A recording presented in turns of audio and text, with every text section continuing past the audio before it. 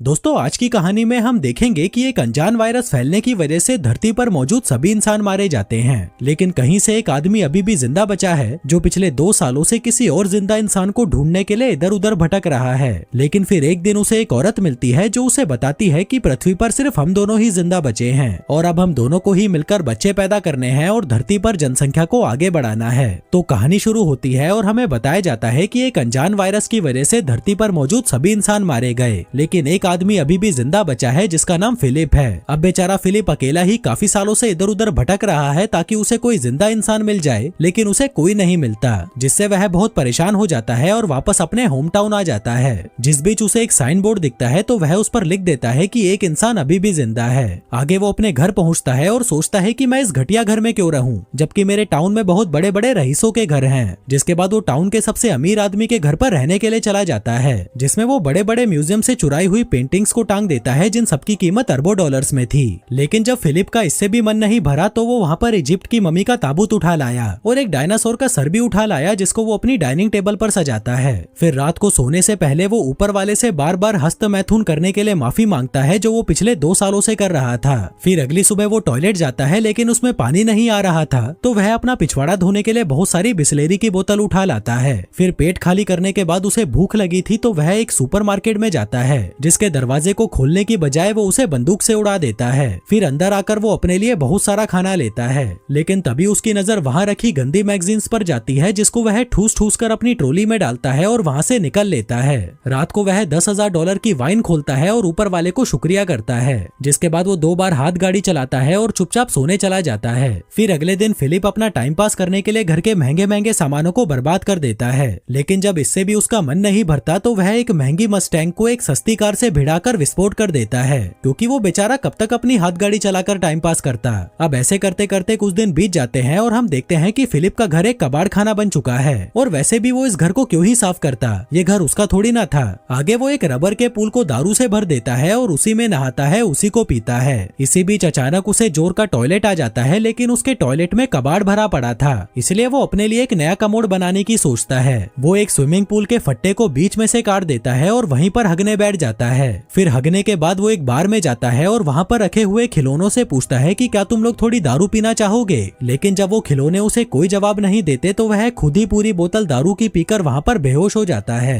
थोड़ी देर बाद जब उसे होश आता है तो वह एक खिलौने को अपने साथ कार में लेकर एक लड़की के पुतले के पास जाता है और उससे बातें करने लगता है। कहता है कि मैं बहुत दिनों से तुम्हें नोटिस कर रहा हूँ, लेकिन मुझमें इतनी हिम्मत नहीं थी कि मैं तुम्हें अपनी दिल की बात बता सकूं। जो कहकर वो उसे किस करने लगता है कि तभी उस पुतले का हाथ टूट जाता है, जिसे देखकर फिलिप उदास हो जाता है और अगले दिन एक पहाड़ी पर जाकर वहाँ पर RIP फिलिप लिख देता है। जिसके बाद वो अपनी कार में बैठता है और उसे फुल स्पीड से पहाड़ी से क्रैश करवाने के लिए आगे बढ़ता है, लेकिन इससे पहले कि वो अपनी जान देता उसे वहाँ कुछ अजीब सी चीज दिखाई देती है। वो जल्दी से अपनी कार रोकता है और देखता है कि पहाड़ के पीछे से धुआं निकल रहा है, जिसका मतलब था कि कोई इंसान अभी भी जिंदा बचा है, इसलिए वो जल्दी से उस धुएं की तरफ आगे बढ़ता है। फिर उस जगह पर पहुंचकर उसे एक कैंप लगा हुआ दिखाई देता है, जिसके साथ ही वहाँ पर एक लड़की की ब्रा भी टंगी हुई थी, जिसे देखकर वह खुश हो जाता है और उस ब्रा को सूंघने लगता है, जिसके बाद वो वहीं पर बेहोश हो जाता है। थोड़ी देर बाद जब उसे होश आता है तो वह खुद को एक खूबसूरत लड़की की गोद में लेटा हुआ पाता है, जो उसे कहती है कि मुझे तो यकीन ही नहीं हो रहा कि तुमने मुझे ढूंढ लिया, जो कहकर वो उसे किस करने लगती है। पर तभी फिर से उसकी आंख खुलती है और वह देखता है कि एक लड़की उसे CPR दे रही थी और वो दिखने में बिल्कुल भी खूबसूरत नहीं थी, इसलिए वह उससे डरकर दूर हट जाता है। वो उससे पूछता है कि वो खूबसूरत लड़की कहाँ गई, जिस पर वो लड़की, जिसका नाम कैरल होता है, कहती है कि तुम बेहोश हो गए थे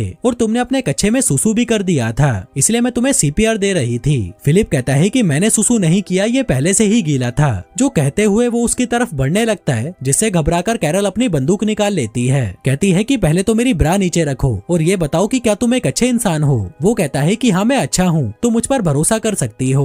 वो पूछती है कि तुमने ही उस साइन बोर्ड पर अपने बारे में लिखा था। फिलिप कहता है कि हाँ वो मैंने ही लिखा था। दरअसल अकेले रह रहकर मैं परेशान हो चुका था और अपनी जान देने ही जा रहा था कि तभी मुझे तुम दिखाई दी। जो सुनकर कैरल को उस पर तरस आ जाता है और वह उससे दोस्ती कर लेती है। आगे वो दोनों साथ में बैठकर कॉफी पीने लगते हैं, जहाँ पर हम फिलिप को देखते हैं जो बिल्कुल भी खुश नहीं था, क्योंकि वो अपने लिए हमेशा से एक खूबसूरत लड़की चाहता था, लेकिन उसे क्या मिला, ये जंग लगा कबाड़। जिसके बाद वो कैरल को अपना घर दिखाने ले जाता है, लेकिन तभी रास्ते में कैरल उसे एक स्टॉप साइन पर रुकने के लिए कहती है। जिसके बाद वो दोनों दाएं बाएं देखकर चेक करते हैं कि कहीं कोई सड़क क्रॉस तो नहीं नहीं कर रहा। आगे घर आकर फिलिप कैरल को अपना टॉयलेट वाला पूल दिखाता है, फिर कचरे वाला पूल दिखाता है और फिर दारू वाला पूल दिखाता है। फिर अंदर आकर कैरल को वहाँ बहुत सारे मैगजीन के ढेर पड़े हुए दिखते हैं, तो वह उससे पूछती है कि ये सब क्या है। फिलिप कहता है कि ये मेरी हाथ गाड़ी चलाने के लिए गंदी मैगजीन्स हैं। जो सुनकर कैरल हंसने लगती है और कहती है कि मैं तुम्हें जज तो नहीं करना चाहती, पर तुम मुझे बहुत बड़े ठरकी लगते हो। जो सुनकर फिलिप को बहुत बुरा लगता है और वो उसे वहीं पर छोड़ आता है जहाँ से वो उसे उठाकर लाया था।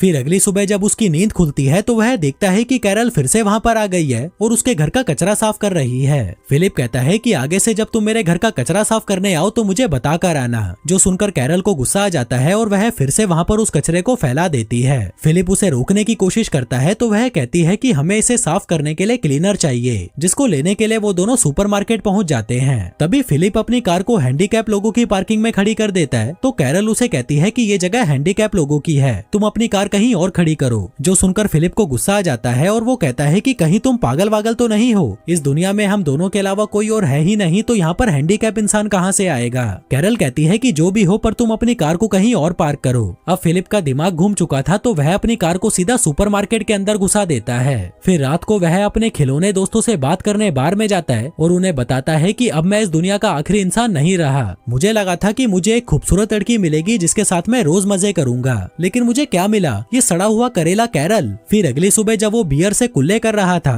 तभी वह देखता है कि कैरल अपना सामान पैक करके वहीं पर रहने आ रही है। जो देखकर वह दौड़ता हुआ उसके पास आता है और कहता है कि तुम्हें पता है ना ये दुनिया कितनी बड़ी है, तो तुम्हें रहने के लिए मेरे घर का बगल वाला घर ही मिला था। कैरल कहती है कि तुम्हें इससे क्या प्रॉब्लम है, क्या तुम्हें डर लग रहा है कि मैं तुम्हें गंदी गंदी हरकतें करते देख लूंगी। तभी फिलिप उसके सामने अपना कच्छा उतार देता है और कहता है कि ले देख ले, अब और क्या ही बचा है देखने के लिए। कैरल कहती है कि देख यार, हम दोनों को किसी मकसद के लिए चुना गया है और वो मकसद है धरती की जनसंख्या को आगे बढ़ाना। फिलिप कहता है कि देखो, मैं तुम्हारी इंसल्ट तो नहीं कर रहा, लेकिन मैं तुम्हारे साथ सुहागरात मनाने में बिल्कुल भी इंटरेस्टेड नहीं हूँ, चाहे तुम इस धरती की आखिरी औरत ही क्यों ना बची हो। जो कहकर वो वहाँ से चला जाता है और अपने टट्टी वाले पुल पर बैठकर हगने लगता है। पर तभी कैरल वहाँ पर आती है और कहती है कि क्या तुम अंदर जाकर नहीं हग सकते। वो कहता है कि नहीं, क्योंकि अंदर पानी नहीं है। कैरल कहती है कि देखो यार, हमें इंसानों की तरह जीना होगा, तभी हम आगे जाकर अपने बच्चों को एक बेहतर जिंदगी दे पाएंगे। वो कहता है कि पागल की बच्ची, तुझे समझ नहीं आता कि मैं तेरे साथ बच्चे पैदा नहीं करना चाहता। वो कहती है कि ठीक है, लेकिन मुझे खाने के लिए फ्रेश फ्रूट्स और वेजिटेबल्स चाहिए, क्या तुम्हें नहीं चाहिए वो। फिलिप कहता है कि मुझे इससे कोई फर्क नहीं पड़ता। तभी कैरल अपनी पॉकेट में से एक टमाटर निकालती है और उसे चिढ़ाते हुए खाने लगती है। वहीं उसको टमाटर खाता देख फिलिप भी 2 साल पुराने डिब्बे में पैक टमाटर खाने लगता है, लेकिन उसे वो खाने में मजे नहीं आ रहे थे, तो वह रात में चुपके से कैरल के गार्डन में घुस जाता है और उसके सारे टमाटर खा जाता है। फिर अगली सुबह कैरल उसके घर पर आती है और पूछती है कि क्या तुम्हें टमाटर खाकर मजे आए, जिस पर वो उसके मुंह पर मुंह कर जाता है और कहता है कि मुझे नहीं पता तुम क्या बोल रही हो, जिस पर कैरल उसे आतंकवादी बोलकर लंगड़ाती हुई वहाँ से जाने लगती है। फिलिप उससे पूछता है कि तुम्हारे पैर को क्या हुआ। वो कहती है कि जमीन से पानी निकालते वक्त मुझे चोट लग गई। अब उसकी ये हालत देखकर फिलिप को उस पर तरस आ जाता है, इसलिए वो उसकी पानी का जुगाड़ करने में मदद करता है, जिसमें वो एक वॉल्व से पानी के पाइप को जोड़कर पानी को कैरल के घर तक ले आता है, जिसे देखकर वह बहुत खुश होती है और उसे रात को डिनर के लिए इनवाइट करती है। फिर रात में डिनर के दौरान कैरल फिलिप को बताती है कि तुम्हारे औजार को देखकर मुझे पूरा यकीन हो चुका है कि ऊपर वाले ने हमें धरती पर जनसंख्या को आगे बढ़ाने के लिए मिलवाया है। फिलिप कहता है कि ठीक है, अगर तुम इतना ही जोर दे रही हो तो आज रात को हम कर ही लेते हैं। कैरल कहती है कि नहीं,